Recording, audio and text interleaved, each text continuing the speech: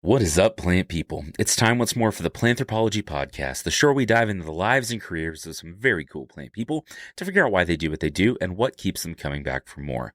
I'm Vikram Baliga, your host and humble guide in this journey through the sciences, and as always, my friends, I am so excited to be with you today. Hey, I have some questions for you just here right off the bat. Do you like Dungeons and Dragons? How about storytelling and role playing and figuring out yourself and how to gain empathy for other people? Do you love the story and poetry of science? Well, if any of those things are true, and if you just like really cool people, you're going to love today's episode. My guest for today is Dr. Cheryl Hosler, the creator of Nature Check and the Roving Naturalist. She is a brilliant science communicator. And really, I say that a lot and I talk about a lot of people, but I find Cheryl to be incredibly inspirational in this whole thing where we try to tell the story of the world around us. She is a postdoc at Penn State University, a recent PhD. So everyone say congrats to Dr. Hosler, and just such a good person. Just such a good person. She's one of a few people that actually got me into playing tabletop games, like Dungeons and Dragons. There's another one that we'll talk about in the show called The Wild Sea. And I still feel like I'm not very good at it, but she's so kind about the way that she puts information out there and the way that she tells the story of communicating with people and the way that she relates to people and talks about science.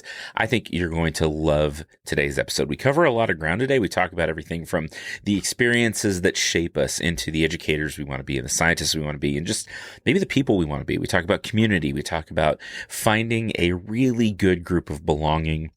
We talk about the importance of nuance and context in science communication and nature and finding our roots and getting back to asking good questions and remembering what it's like to not know anything and to build our experiences and the way we communicate on that. So great episode, and I think that you're going to love Cheryl just as much as I do. So grab your favorite set of dice and get ready for episode 118 of the Planthropology Podcast, the poetry of science, nature check, and groups of belonging with Dr. Cheryl Hosler.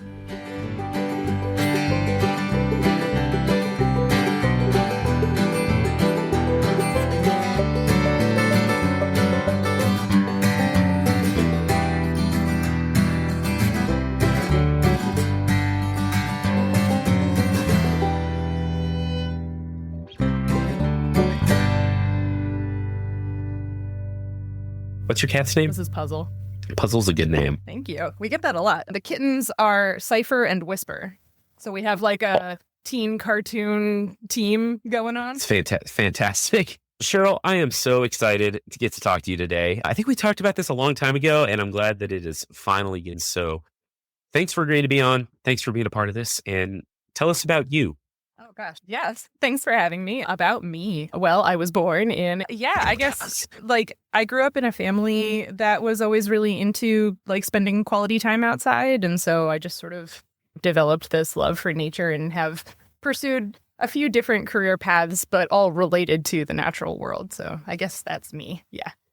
Very cool. So you're currently I believe, can you take us through sort of the process to get there from school to figuring out what you want to do? Because I think that's something that I like to get into is like, why do you love plants? Like, why are you into the thing that you do? Yeah. Which school do you want me to start at for the timeline? Oh, wherever you'd like. Okay. So, like I said, I was really into nature and stuff growing up. And so as I was moving into high school, I thought maybe I wanted to become a biologist. And I had a few rough experiences in high school, which unfortunately is apparently a pretty common experience. And by the end of those years in high school, pretty much I just felt like I was not good enough or smart enough to be a scientist. So when I started my undergraduate at Penn State, I came in as an English major, which I love reading and writing and doing critique of literature. So that was really fun. And then realized that there was a major that I could get that would allow me to walk in the footsteps of some of the mentors that I'd really valued at a summer camp that Penn State runs that I went to as a kid. Okay. And so I decided to double major and do this recreation parks and tourism management major. So I learned informal education pedagogy and team building stuff and how to teach people how to rock climb and canoe and whatever. And so I spent a few years after undergrad doing all of that kind of stuff. And it was really fun. I've worked with every age group, people with special needs. I've worked 200 plus person live animal presentations. I've done summer camps. So it was all really fun, but there were a few reasons why it didn't feel like a sustainable career for me. And I, with a few more years of frontal lobe development, thought maybe I should try giving science another try. So yeah, I found a university that I thought would be a good fit for this attempt. So I was in the Chicago region at the time, and there's a bunch of universities there in the city, but they're all like really big universities. So there's a smaller university called Northern Illinois University that's in Northern Illinois. And it's an R2, so a little bit smaller, but still a research school. And they have master's degrees. And they also were still teaching a lot of the ologies classes. So like entomology, ornithology, mammalogy, whatever. And so for all of those reasons, I thought that would be a good fit. And I basically just emailed the graduate coordinator and was like, what would I need to do to like be allowed to apply to grad school? And he was like, oh, well, you need 2 semesters of undergraduate biology and chemistry at the very least, because I didn't have any of those, right? You didn't actually have to take any science classes beyond your gen eds in order to get a degree in teaching people about nature, which is weird. Okay. But yeah, so I went to the community college and took intro bio and chemistry. And then I did the cold email thing where I found somebody within that department who would take me on as a student. And while I was doing all of that, I also took entomology as a student at large. So it was like, you're not an undergraduate, but you aren't formally in the graduate program. And so eventually I did make it in, and I did my master's for 3 years there in restored tallgrass prairie, which was incredible. I'd grown up in the hardwood or mixed forests of the Northeast, which are beautiful. And I hadn't really understood what was so great about the Midwest because so much of it is corn and soybeans. But the prairie is just incredible.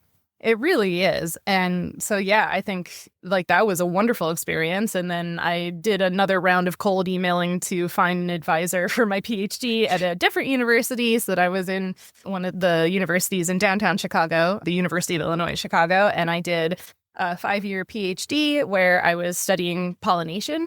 So really very much focused on plants for that project. I raised 2 different species of plants that are non-self-pollinating and used their seed count as a way of quantifying the pollination services they receive, because they can only make seeds if insects move their pollen for them. So that was amazing. And then when I was getting close to the end of my PhD, I started applying for jobs, faculty jobs and postdocs, and I wound up finding this really cool opportunity back at the university where I started, at Penn State, being supervised by 2 PIs on synthesizing the data for a long-term project. So they've been running this project basically since I graduated from Penn State a little over 12 years ago. Wow. So I've joked with them that they started this project so that I could come back and work on the data for them. But this project is looking at the responses of a whole bunch of different species of cover crops to the environmental variation across years. And then we'll also be getting into how those different species provide a bunch of ecosystem services to the farm fields where they're being planted. So, yeah. Oh, wow. No, that's fascinating. Yeah. Yeah. And again, it's no surprise I'm a nerd. I nerd out about this stuff, but people don't realize how big of a deal covers are. It's so important from an ecological standpoint and a soil conservation standpoint. Yeah, and I'd never heard of them, but now it's just this is the coolest thing. Nobody in the Midwest really, or not nobody, but very few people in the Midwest do cover cropping because they have so much land and they just pump it full of nutrients and whatever. But yeah, we're working with organic growers here in the Northeast, and cover cropping, I guess, is really popular. And I've gone to a few extension runs, these farmer learning circles where the farmers can come and learn from one another. And it is just incredible to me how much these guys experiment on their own farms to try to figure out what will work best for them. It's really cool. So our project was sort of designed based on what those farmers have been trying. See, that's so cool. And when we talk about research, I think essentially, especially right now, and for those listening, right now could mean a lot of things. But I think as we record this, the applicability of science is something that's really important to talk about. And how you and I, as researchers, as scientists, understand that science for the sake of science is never that. We're doing it to, okay, sometimes it is, but but like it can build fundamental baselines for a lot of things, right? Like we're finding a starting point, right? We're finding new questions, those things. But thinking about applied science, it's like, oh no, these farmers, these growers, these stakeholders, whoever are doing and they're trying things. Why don't we help them figure out why it works or how to make it work better and all of that? It's really, I think, especially in agriculture and in the plant world, like a really important thing that we need to lean into a bit. Yeah, I think that's something I was kind of always aware of because my grandfather was a forester for the state of Pennsylvania. So I grew up hanging out with him and learning stuff. But like practitioners really do know a lot about what's going on. It's kind of the same principle as traditional ecological knowledge, TEK, right? That like the people on the ground doing the thing know how to do the thing. And what we, the research scientists, are good at, and therefore is to quantify and like really zoom in on those patterns and come up with the exact causal relationships sometimes, because like anecdotal evidence for why something works may not be the actual reason. So yeah, I really like being an applied scientist and like working hand in hand with the practitioners at all of these different locations. For sure. That's super cool. And to take a step back, I actually wanted to say congratulations because you were fairly recently Dr. Hosler, and that's just so cool. Thank you. That's so cool. Congratulations. Yeah, it was a weird feeling, but it's so exciting. Well, I think weird is such a good way to because like I remember for me when I graduated, I was like, everyone was like, do you feel so good? I was like, I think so. I don't like, my brain hasn't reset yet. I'm not sure.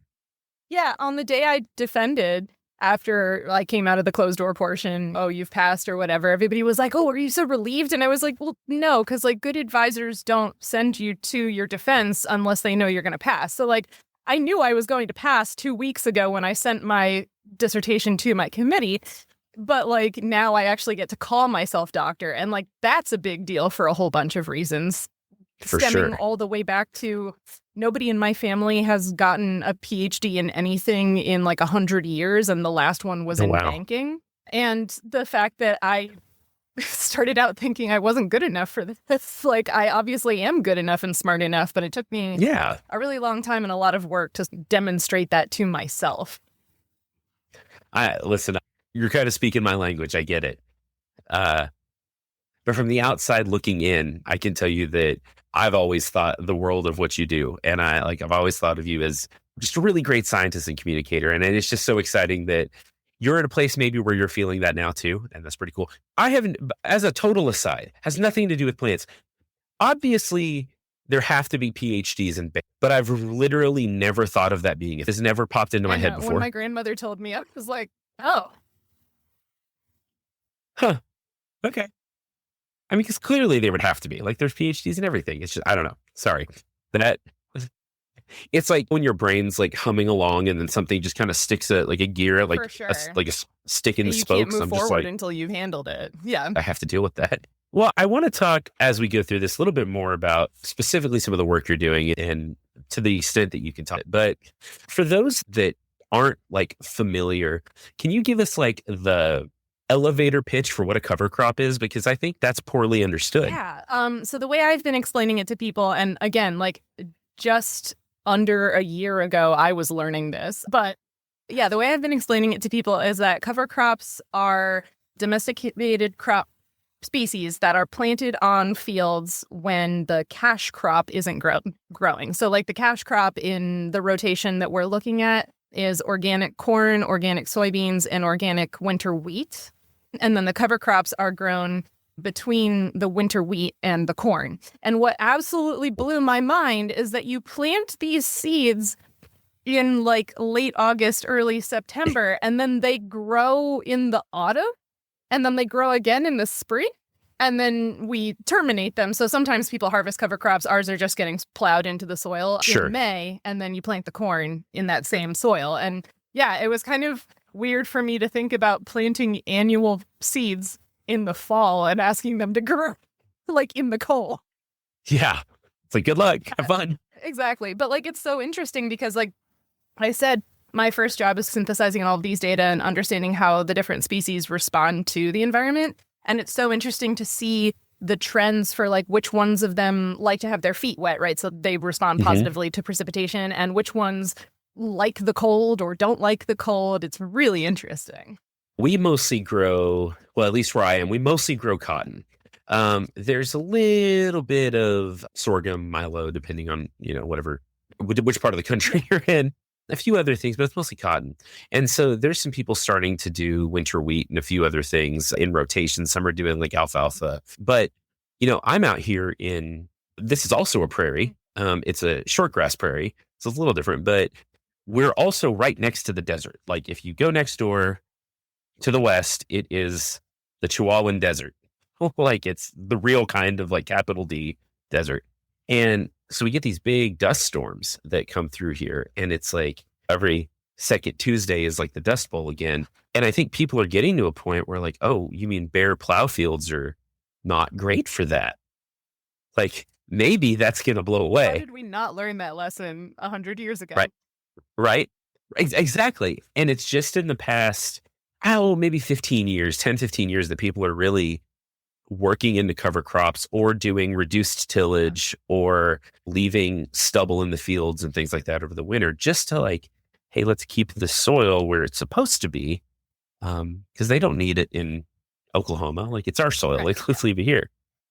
But it's becoming more popular. And we think about like different agricultural systems. And I don't know if I guess it does fit in the regenerative ag in some ways in a little bit as we try to like think about how we go into the future and be more ecologically minded. I think it's such a big deal. Yeah. I mean, especially a lot of the work here was motivated by the fact that we're in the Chesapeake Bay watershed. So like that is a fragile watershed anyway. And then you take into account the fact that in this part of the East Coast, a ton of farmers are doing dairy or poultry. And so they have a lot of manure that they want to get rid of. And so how do we like allow them to spread that manure on their fields to provide nitrogen and other nutrients to their cash crops, but not watch all of those nutrients just like run off every time it rains or like when the snow melts and just wind up in the Chesapeake Bay causing problems. So yeah, one of the like main ecosystem services that this project has been focused on is nitrogen leaching and like studying how the nitrogen is moving or staying in the fields. Yeah. Oh, I mean, and I'm trying to rein myself in a little bit because like there's so much that my brain's like, oh yeah, I just talked to my students about fertilizer runoff and showed them pictures of dead fish and stuff. They did not love. I mean, I don't, but like those are the conversations I think we have to like have. Like they felt bad for the fish. A lot of humans, like we have like a strong bias towards like mammals, and the more distantly an animal is related to us, like the less empathetic people feel. So I'm glad that they were sad about the dead fish. Oh, there were certainly a few. Aw, what? And I don't know if it was more of just like the gross algae sludge that they were reacting to, or the fish. But either way, I got an aw out of them. So that's something like. Yeah. So I'm curious. I was looking over you. For one thing, you've published a lot more than I am. You're a better scientist. I don't know about that. But do you see yourself in the future like staying in research? Would you like to teach? What's kind of your idea? Yeah. Well, so first, too, you were going to say you looked over my like Google Scholar or something. Like there are a lot of papers on there, but a lot of like I only have 2 first author papers published so far. I have a few more in peer review right now, but most of those papers are because I've been fortunate enough to work in like really big collaborative research groups. And so like my most cited paper was written by a postdoc who came into the labs where I had done my master's, and he did a synthesis of the data collected by a whole bunch of master students in this same tallgrass prairie restoration. So yeah, I think like doing collaborative science is something that really makes me very happy. Because none of us can do this alone. The days of publishing single author papers are and probably should be over. Oh yeah, like I don't remember the last. You see them every now and then, and it's usually by someone that's been researching in the field for 112 years, right, yeah. And like.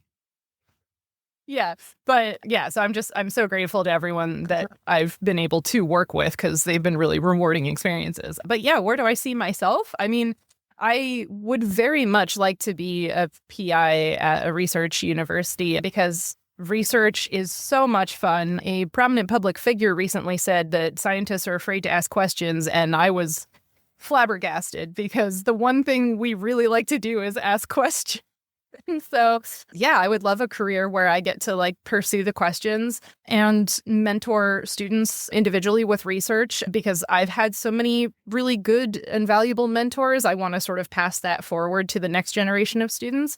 But I also really love teaching. My first career in environmental ed, I loved engaging with students. And even though classroom teaching with grades and stuff is a little different than like teaching during summer camp, I still really do love teaching, especially those sort of like introductory classes, because that's where you get people excited and engaged who might not otherwise have thought that they would be. So yeah, I would love to be a professor at a research university so that I can do the teaching and the mentoring and the research. Yeah.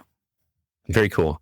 Yeah. And again, like I love that you talk about it that way because I hear sometimes, and I don't want to say like colleagues I teach with, we actually have a very like strong teaching faculty in my institution and like they really love the students. But I hear it thrown around sometimes that like, oh, I hate teaching freshmen and undergrads and those intro classes, blah, blah, blah. And again, the 112 tenure, like whatever. But it is so important. Like, what's our job, right? We are trying to build scientific consensus, but to do that, as part of that, we have to build and train the next generation of scientists and enthusiasts. And what better way to do that than to be really fun in an intro class? Yeah.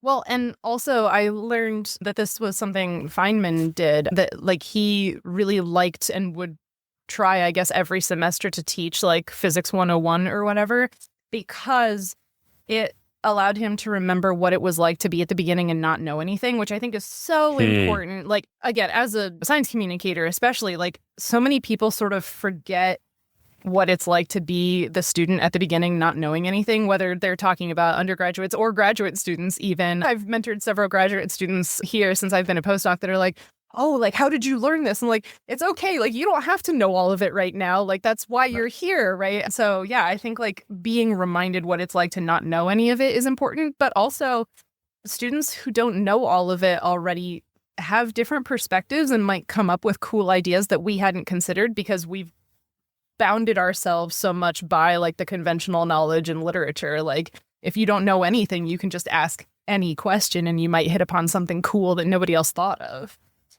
Oh, that's so good. Yeah, that is such a good, I think, perspective because I like the way you frame that in the reminding ourselves about where we started, right? Returning somebody, because I think about coming in to do my master's. So I actually have a Bachelor of Arts in horticulture and like I studied landscape design and I, at the time, didn't know you weren't supposed to go from a Bachelor of Arts to a Master of Science. And so I was just like, I'll apply for it. I don't know. Like, I didn't know any better.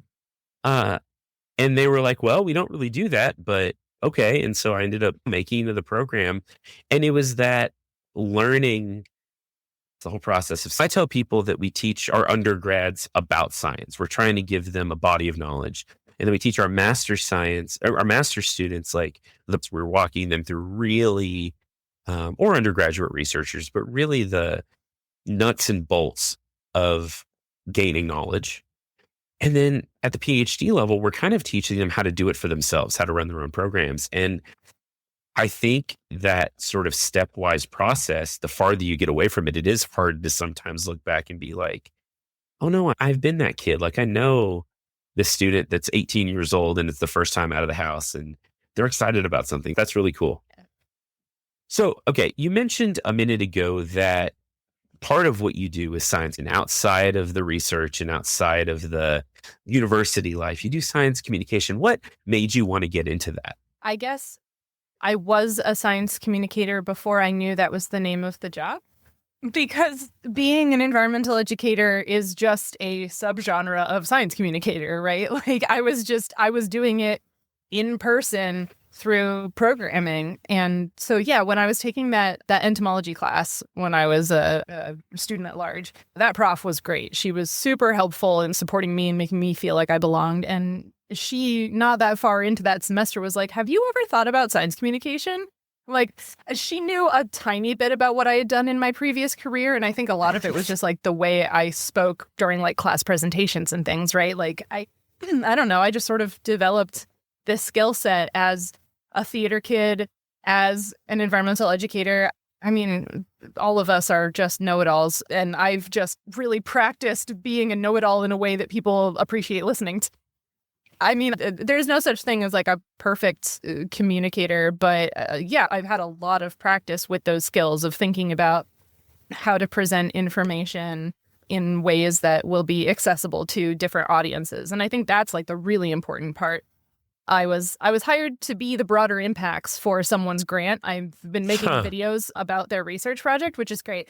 But when I asked them before I started filming, like, so what's your intended audience? They were like, everyone.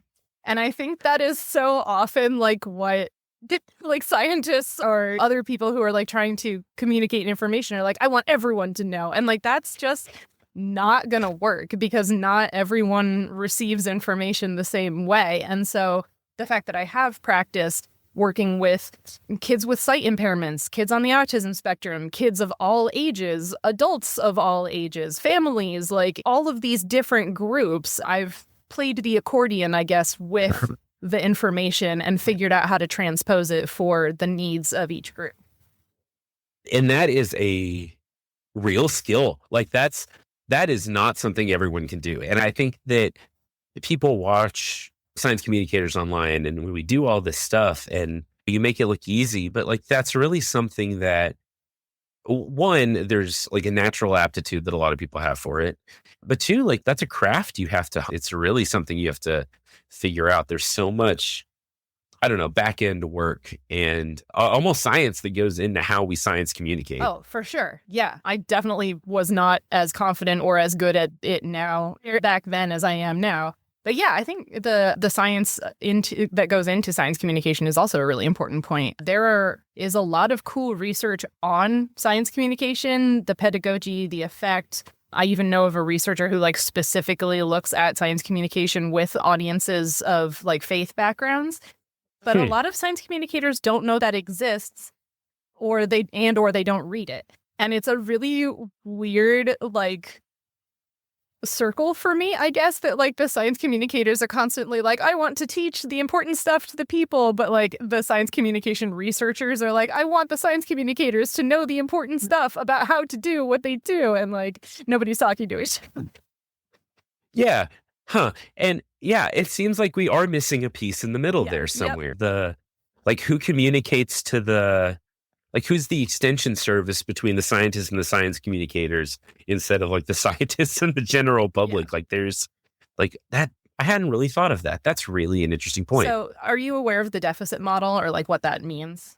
In a very loose sort of way. So the deficit model is this like way of teaching us, and science communicators often sort of fall into this because it feels intuitive to us, right? If they only knew, right? If my audience only knew that buying this product from this company was causing water pollution in some other part of the world, then they wouldn't do the thing, right? Like if only they knew, they would change their behavior. But research in the social sciences has demonstrated over and over again that changing knowledge does not change attitudes, and even changing knowledge and attitudes does not necessarily change behaviors. And so like, that's all really interesting. And I went down kind of a rabbit hole on this and realized that about every 10 years in the social science literature, there is a paper that's like, hey, the deficit model doesn't work. So approximately every 10 years, the science communication researchers are also going, if only the science communicators knew. Because it's just a paper in their literature, right? Like it published in science communication research or social science journal. It's not being disseminated to the science communicators. And so a lot of people still fall into using the deficit model in the way they create science communication content because it feels intuitive to us. Because in large part, we are people who change our attitudes and behaviors when we are presented with new information. But that is not the way normal people work. Quite frankly. You're right, though. And so I did a lot of work, and I have done throughout my career a lot of work in water conservation. That's been a major area of like research focus just throughout time. And a lot of my PhD work was also actually in like what are the practices of different, like how do homeowners manage their water use in the urban landscape, et cetera. And we asked all these questions. We did a big survey, and it's interesting because a lot of people say, oh, yeah, no, I know I'm supposed to, or I know I'm supposed to. But that's all. Yeah, no, you're right. That doesn't bridge the gap all the time because even the intent to change practice sometimes is not there despite the knowledge. And I think we do fall into that trap of thinking, oh, well, they know better, they should do better. But that's just not how the humans work. No. We don't do that well. Well, and I first realized this back when I was still getting my degree in environmental education. There was this program. So the Penn State sort of environmental education center offers this week-long camp type thing to all of the surrounding school district fifth graders. And they just go to this camp for a week and they get their entire environmental education curriculum for the entire year in that 1 week. Which is really cool because a lot of this is central Pennsylvania. So a lot of these school districts aren't super affluent. And so being able to get that cool, outdoors hands-on experience is really important for those kids. But the way all of these programs that I've ever worked in sort of defend their existence is by having to do some sort of survey at the end and prove with numbers that they've done something, right? So well, I'll survey the participants before and after they do this program, and my survey will show that more of them know the right answers to these questions. And that, I think, I phrased that way intentionally because it's not just true or false doing this leads to water pollution. The right answers also include the attitude questions, right? If you're taking a survey for the program that you just did that was talking about water conservation, then of course you're going to answer the water conservation attitude and oh yeah, I promise that my behaviors will change in the future questions the way you think the instructors want you to answer. But the answers on the survey don't reflect what people actually go home and do. And I became aware of this really early on that there's this huge disconnect between the numbers that we have to use to justify our programs continuing to be funded and their ultimate efficacy. Goodness, there's a lot more here that we probably don't have the time to get into. Maybe on part 2, maybe we'll do this again. But there is a lot to be said about that and the way that we approach, I don't know, our science and the way that we approach a lot of the systematic things that are necessary.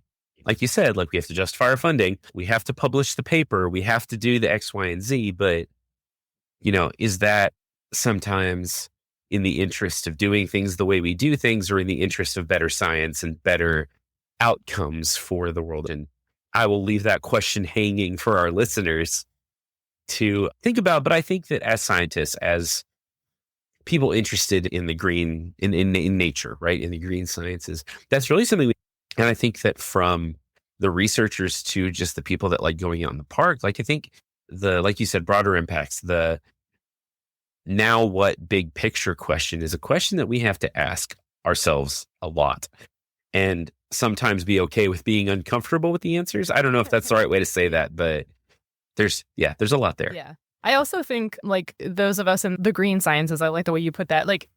Most of the science communicators I know are ecologists of one stripe or another. And I think there are a lot of reasons for that. But one of them is that what we do could actually impact someone's attitudes, behaviors, or quality of life. If a physicist says, hey, I discovered a new star or a new subatomic particle or whatever, people are cool. And they keep going on with their day. But if we discover something about how to do better farming, that's immediately impactful to a lot of people along a huge supply chain. So yeah, I think we have a very strong responsibility to be good at presenting what we've learned to other people.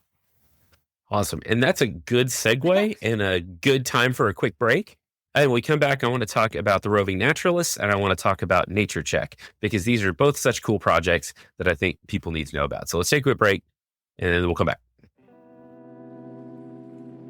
Well, hey there. Welcome to the mid-roll. I hope your houseplants are doing well. I have to confess, I have some plants in my office and they are just so badly neglected. I have a little tomato in here that a friend gave me and I need to put it outside because that's where the tomatoes do better instead of under these grow lights. And I have brought it back from the brink 2 or 3 times. And it builds character, right?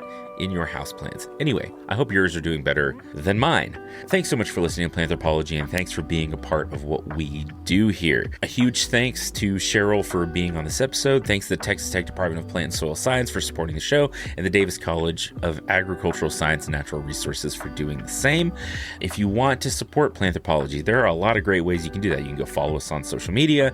You can find Planthropology or Planthropology Pod or some similar concoction like that, depending on which usernames are available all over the internet on social media. You can email me at planthropologypod@gmail.com. You can find me personally as the Plant Prof all over the place as well. Places you've never thought of. Actually, all the places you think of. That's basically it. I'm nowhere interesting or new or cool, but you can find me on YouTube, Instagram, the other place, as we call it in the episode, Threads, and a lot of other places as well. So look us up, connect with Planthropology, send us your feedback. I'd love to know what you think. Along those lines, tell your friends about Planthropology. If you love the show, word of mouth is still the best way to get more ears on it. Also, if you don't mind leaving me a rating and review, I wear a size 5-star, and you can rate Planthropology on Spotify, Apple Podcasts, Podchaser, and so many other places as well. If you'd like to financially support the show, go to planthropologypodcast.com. Check out some merch, score yourself some cool swag. There's new stuff coming soon. Or you can head to buymeacoffee.com/planthropology, and for the price of a cup of coffee, you can pay for hosting fees and mostly coffee. Mostly coffee. I drink a lot of coffee. Anyway, let's get back to it. More with Sheryl in 5, 4, 3, 2, 1. We're back. So you have a couple of specific projects talking about science communication, the dissemination of knowledge to people, the Roving Naturalist and Nature Check, and you've been doing both of these for quite a while. Like it's been a long time thing for you. So tell us a little bit about those. Let's start with the Roving Naturalist. Where did that come from? Yeah. So when I decided I was going to grad school, I wasn't sure what my job would look like. Like I knew it was going to be primarily me taking classes and me doing research, and I wasn't sure how much teaching I would still be able to do. Lots of grad students do teaching through like TA-ships or whatever, and I certainly did have opportunities like that during grad school. But before I started my master's, I wasn't sure. So I promised myself I was not going to give up informal education because I really do love it. And I really do think that like learning while you're having fun, or I call it like guerrilla teaching, right? They're like, oh, we're playing a tag game, but like you all are ostensibly like aquatic macroinvertebrates at the same time. So you're going to learn something about stream ecology while we play tag, right? Like that's a much better, more fun, more effective way to learn than like sitting in a classroom being lectured at. And again, the social science like bears that out. Like people, almost everybody learns better through active learning, whether it's like hands-on stuff or just like being engaged through discussions or activities. So I really wanted to sort of keep doing informal ed even as I like sort of pivoted into this research career. So as makes perfect sense, at the same time that I started my master's degree, I also started a YouTube channel. And the Roving Naturalist was my attempt to answer all the questions you never knew you had about how humans and the environment interact. And it was really a great outlet for me to like explore literature and concepts that weren't what I was doing during my like job, right? So like I was looking at dung beetles in this tall grass prairie for 3 years during my master's, which was amazing.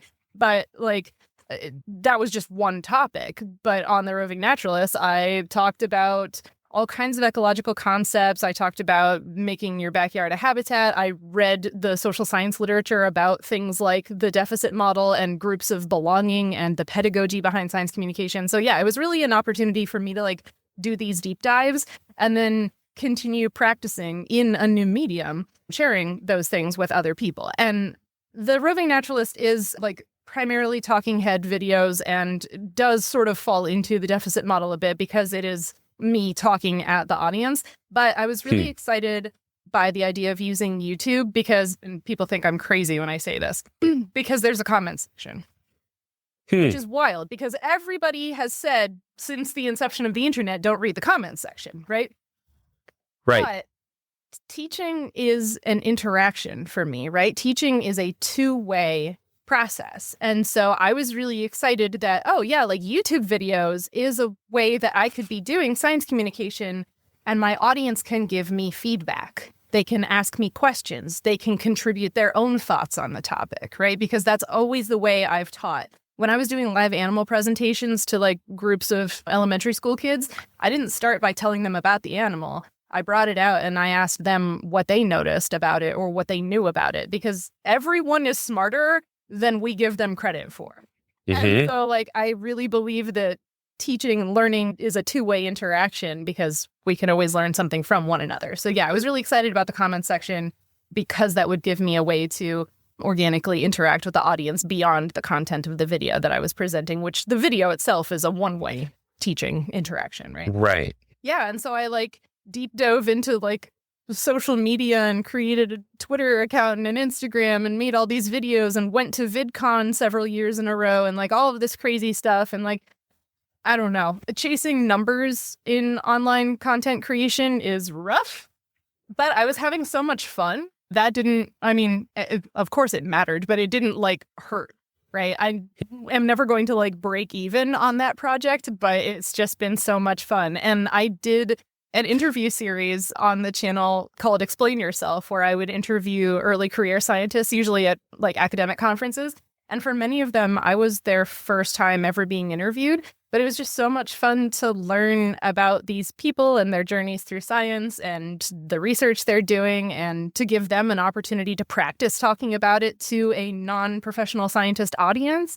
So yeah, the Roving Naturalist has been a blast. I speak about it kind of in the past tense because while it is still live online, I haven't made content for it in a few years because running 2 science communication projects and finishing a PhD during COVID and like trying to become like a full-fledged researcher is like a lot. Kind of a lot. Yeah. Yeah, it's kind of a lot. Wow. Yeah. And you make a really interesting point with some of these things, that there are so many fascinating people out there with just incredible work that nobody is from. And like, maybe they've published 1,000 papers, but like, that's still something that it's paywalled, it's whatever. And so, I don't know, I guess platforming people who have such a cool story to tell. And usually, and I think oftentimes something I've found is that they're so much better at it than they think they're going to be. Oh, I don't know what I'm doing. I'm like, well, okay, but you did great. Like, that's just a cool feeling on this side of it, on the creation side of it. Well, and I love that you use the word platforming because like running a podcast or running a YouTube channel, like there was a financial investment and there's this like infrastructure or logistics, right? Like I run the channel, I bought the equipment, I learned how to use the equipment, all that stuff. And like that is such a huge barrier to entry to be able to communicate your science broadly that I was like, well, I already did all that work. Now I will make this platform available to other people so they can come on and use my platform to disseminate what they know, but without that huge barrier to entry of having to buy all the stuff and learn how to run a YouTube channel. Yeah. Which is a lot of work. Like that's not easy. I'll be honest, I'm still a little scared of YouTube. Like if I had my stuff together a little bit more, I would do more YouTube. I've just gotten so into the short form. Well, the podcast is not short, but like on the video side, the short form stuff that I'm like, what do you mean I have to write a script? Like, what do you mean? That's like, I can't just my phone up and talk. And that's funny because like you do a great job with that short form stuff, but like short form, when it like first blew up and became a thing, I was like, do I want to pivot to that? Because making long form and short form content are so different. So different. So when I was an English major, I had a prof say that like when you're writing a novel, you have to like focus on every paragraph, right? And when you're writing a short story, you focus on every sentence. And when you're writing a poem, you focus on every word. And so like if a short form video is to me very much like a poem or maybe a short story where like you have to have everything like really dialed in order to like get the right message across in the right way. Whereas like in a 4 to 8 minute video, you have more time to explain what you're trying to say. So yeah, the short form stuff kind of scares me. Can I just tell you that whole description, explanation you just gave, for me is such a powerful encapsulation of why scientists need to study the humanities. Because, and I say that in all seriousness, dead serious, like, because we have to think about the way we approach things, right? And the parallel between a short form video and a poem is so good. So good. Uh, yeah. Huh. I Anyway, mean, yeah, yeah, all scientists should have to take more humanities classes than they do, and they should have to take them more 1,000%. seriously than they do. I've seen them in the gen ed courses. Yeah, like, I mean, I was an English major, and it's like kind of a meme in society and even in my personal story, but like, that trained me so well to be good at so many other things, right? Like, learning how to critically read literature made me really good at reading papers and like critically Yeah. listening to presentations. And having to write so many papers made me really good at writing. My master's advisor said part of the reason he was so quick to accept me into his lab is because he realized he wouldn't have to teach me how to write. So Yeah. I was very flattered to hear. But like, yeah, the humanities teach those kind of skills, critical reading, critical writing, and also teach empathy. And science is not objective, no matter what anybody says. Everything 100%. about what we do is subjectively tied to our identities and our perspectives on the world. What questions I choose to ask and how I pursue answering them are entirely dependent on my identity. And so, like, if more scientists took humanities courses and had that more developed, like, front of the brain empathy, then I think a lot of what we're doing would look very different. Yeah. Goodness. Yes. Huh. Yeah. I was just thinking about all the great clips I'm going to get out of this episode. Goodness. Like, you're so good. So that leads well into your other project, Nature Check, because what is tabletop gaming if not storytelling? Exactly. Right. And so tell us a little bit about that. Yeah. So exactly. I had done all of that reading on the deficit model and groups of belonging and all of the social science literature that says just presenting information to people does not change their attitudes or behaviors. But what does is these groups of belonging, friends, right? Like, you are more likely to think similarly to the people in your neighborhood or the people you hang out with. And like, if some of them start changing their behaviors, then you will too, right? And which is why we see lots of sort of like factions in our society. And all of that sort of led me to thinking about other ways of doing science communication. And then I saw a great talk by a woman at the Ecology Society conference years ago, where she talked about doing science communication at her church. She was very involved with her church, and she gave a guest sermon on the importance of plants in the Bible. And it was so popular with the people at her church that she was invited to give this guest sermon at lots of other local churches in the area. And apparently it changed a lot of the people who listened to it, because they were like, oh yeah, we are supposed to be stewards of this world and take care of all of these plants. And like, plants are really important. And like, that story really like stuck with me, because I was like, oh, so if you sort of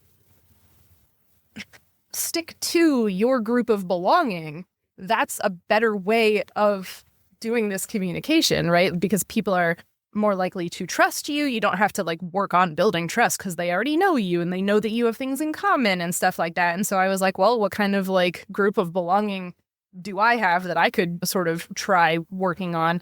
And yeah, I'm a nerd, and gaming and doing it live on Twitch seemed like a great way to go about it. And yeah, the storytelling aspect of tabletop role-playing games is just sort of the icing on top, because storytelling is quintessential to the human experience, right? Like, for as long as we have been humans, we have been telling stories to one another. That is how we teach each other things, whether it is, don't go over there, that's where the lions are, or this is how the stars work. All of those are stories. And so framing teaching as storytelling just really seemed like a good fit too. And so, yeah, wound up sort of sitting on that idea for a while, and then connecting with some people on Twitter back when it was nice to be on science Twitter, and developed this project. So yeah, Nature Check, as makes perfect sense, was we started streaming 2 months before I started my PhD, because I'm really good at timing these like you do. grad school Yep. experience. Yeah, we've been playing D&D and now branching out into other tabletop role-playing games as well, and just like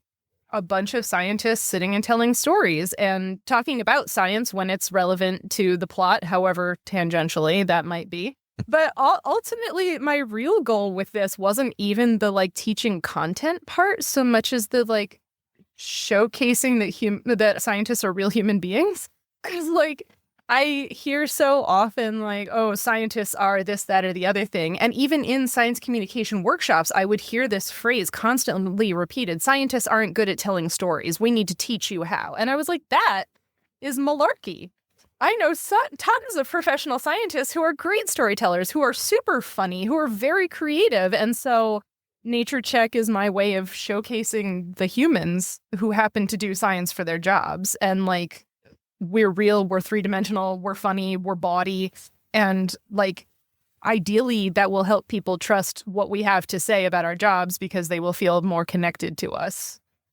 Yeah, that's awesome. Hey, just to like encapsulate it, just as so Nature Check, basically you play D&D or another game to, again, tell good stories. And I have to thank you for inviting me to be part of this, because I still have like the most tenuous grip on what I'm doing.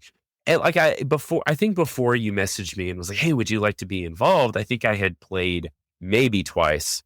And I think I picked a cleric that had no healing spells. Oh, good. Yeah. Yeah. I don't know what I'm doing. I'm like, I don't have to be the healer. That's fine. Well, I certainly was not. But I've had, and like it's been over a couple of years, and we've, because of skin, I know you can't see me, people, but just gesturing around at everything. We haven't gotten to do it like every month, but I have had so much fun being a part of Nature Check and the Wild Sea campaign that we're doing. And I apologize. And to those of you that have listened to any of this or are familiar, I feel like I've unleashed a lot of cursed things on our campaign, like a teeth-based currency, and I don't know. Oh, man. Yeah, poor Felix. So Felix is the person who's running the game for us, and he's the creator of the game system we're using, the Wild Sea, which you should all go out and look at because it is incredible. The It's art so cool. in the book is gorgeous, and the setting is really what caught my eye. So I met Felix at Gen Con a few years ago. They had a Wild Sea booth where they were selling the books, and they were running like 1 hour long one-shot games with like pre-made character sheets so people could sit down and like get a feel for how the gameplay goes. And I played a session with Felix where he was one of the other players, and I was just like, this game is awesome and this setting is awesome and it would fit so well with Nature Check, but also I just want to play it anyway. And then I coerced Felix into being our game master for the ship. Yeah. And he's so patient with us. He is so patient. I was going to say, you're all very patient with me. Because, like, it's funny. He's like, oh, we'll log on and everyone's got notes and stuff. And I'm like, I think I'm a cactus. I don't like. Oh. I haven't taken any notes for that game. Well, maybe it's Joanna that really is very detailed with her notes. So. One of the people there is like, but it's been so much fun. Yeah. And so I'll link to some of the, like, so it streams. Is that mostly where Nature Check goes? Yeah. So Twitch is the best place to find us. We do have a YouTube channel, and you can find us on podcast platforms too. I've been calling it the Deep Time Recordings because I think we are approximately 2 years behind. Oops. Because editing videos and podcasts takes a while, and uploading really big 3-hour-long videos takes a while too. So yeah, we have a bit of a backlog. Sorry, I'm working on it. But it's totally fine. I totally get it. You can go to our YouTube channel or our podcast stream and find, I think, like the first 50 or so episodes of our D&D campaign, our long-running D&D campaign, as well as some of our one-shots. And then in the interim, we've done a lot more one-shots as well as this mini campaign of the Wild Sea. And we stream approximately 2 Sundays a month right now because I'm still... Postdocing is a weird temporary job, and so I don't want to like make a whole bunch of commitments until I know where I'm landing permanently. So sure. Sure. But it's really cool. And I think because I think I was this person for a while, but for those of you out there listening that are like, I don't know about D&D, just give it a shot. Because if you truly, like if you like good storytelling, if you like just the, I don't know, psychological mental exercise of being able to kind of get outside of what you know and think through a fun situation, it's so much fun. It's so much fun. And I thoroughly enjoy it. And again, I'm good at it. And I come up with horrible things like a bar called the Dangling Oh, that was Uvula. the worst And thing, though. it was awful. Like all the mouth stuff, real bad. So my apologies. No, but you're not bad at it. I mean, you're creative, if wacky, and that's like all you really need, right? Like, tabletop role-playing games are great because they allow us to tell stories, but because, like we were talking about before with the humanities thing, they allow us to exercise our empathy and like emotional communication muscles, right? Like you get to step into being somebody else and explore how that person might respond to situations instead of how you would respond to them, or how that person might respond to situations. So like, I don't know, I know lots of practice social interactions without consequences in the same way, which is like really cool. And yeah, I don't know. I mean, my favorite D&D book is the Monster Manual because like it's got ties to ecology, right? All of these monsters have a biology and an environment where they live. And like whoever designed a lot of these monsters in a lot of these games knew at least something about ecology, because I've seen examples of aposematism and multiple multiple different physical stages in a life cycle and animals that make sense in the environment that it says they live in. And so, yeah, I don't know. I think these stories are great because you can build a world, you can explore a world, and you can build and explore people too. Yeah. Yeah. And I think I have learned things about myself through it too, just through the self-reflection of like, how do I want to react to a situation? How do I want to react to whatever crazy thing is happening in the storyline? And I'm like, okay, but should that be how I want to react? Should that be, I don't know. I think it's very it's a fun way to introspect in some ways. And I think that's a thing more people should do. Really, and I think it allows you to I don't know, evaluate your motivations and things like that too. It's fun, and it's just fun. Well, and I think your character in the Wild Sea game, Karn, is like a really good example of that, because since you're amberclad, like you have that sort of like amnesia adjacent kind of life experience, right? So like, oh, like what do you remember, or what would you think about this? Or like every once in a while you get a flashback memory. And like, I think those are really cool opportunities to think about like, oh, if Karn is sort of getting to reinvent himself because he doesn't remember who he was before, like, yeah. Yeah, absolutely. Well, I was looking at the time and we're over an hour and I could keep talking for quite a while longer. I'm still thinking about cover crop, shoot. But, I think as we start to wind down, for one, I have thoroughly enjoyed this and I appreciate the way you approached so much of this. And to that end, I ask all my guests, if you had something to leave listeners, what would that be? What do you think is the thing that for you is foundational and pivotal and transformational? Or do you have a good cookie recipe? I don't care, whatever it is. I do like baking. No, I had to do some soul searching about this recently because I was invited to give a talk at a symposium and they just wanted me to talk about myself and my journey. And I was like, how do I end this in a way that doesn't sound weird? Because I'm definitely taking the scenic route. And I think what I realized and what I want other people and my younger self and whoever to know is that our experiences in life and the paths that we take are very much affected by the people around us. So the best thing you could possibly do for yourself is to cultivate a community around you that is going to be good for you, right? Finding supportive friends, family, found family, whatever, who help you see the best you that could be and help you feel motivated to walk that path. I think that's what I want my younger self and everyone else to know is go look for good people to surround yourself with. That's excellent advice. Very excellent advice. Sheryl, where all can we find you? I know we've talked about a few of the places, but... Oh gosh, yeah. So you can find me on Blue Sky and Instagram and the other place, but I don't really check it. Yeah, me either. At the Roving Naturalist or Roving Naturalist, depending on character limits. And on YouTube at the channel, The Roving Naturalist, the logo is a yellow backpack and some hiking boots. And then you can also find me where I live on Twitch, on Nature Check. The Twitch channel is Nature Check D&D because somebody else was sitting on the Nature Check handle already. And we stream 2 Sundays a month at least. And you can also find Nature Check on Blue Sky and Instagram and the other place. So, yeah. The other place. I like that. That's, yeah, whatever we're calling it these days, this week. But awesome. Well, I'll link to all that in the description. And just thank you for your time and your, I don't know, wisdom and perspective. I appreciate Thanks it. for having me. Personally, if nothing else, I very much appreciate it. So thanks for being on. It was fun. Y'all, we've been talking so much about community this season. What's really interesting is talking to Sheryl after the episode a little bit later. She didn't realize that was sort of the theme of the season. And so her advice is so timely and so great. Find a community to belong to. And if someone like Dr. Cheryl Hosler is in your community, you can count yourself lucky, as I do. Thanks again for listening to Planthropology. You know I do this for you, and I'm proud to do it. Thanks again to Texas Tech and the Department of Plant and Soil Science and the Davis College for supporting the show. Thanks to Sheryl for being a part of it and for just being my friend. I appreciate that. Planthropology is written, directed, hosted, produced, whatever else you can think of, by yours truly, Vikram Baliga. Our intro music is by the award-winning composer Nick Scout. Our mid-roll music is by my buddy Rui, and if you like dad jazz and lo-fi, you should definitely check him out.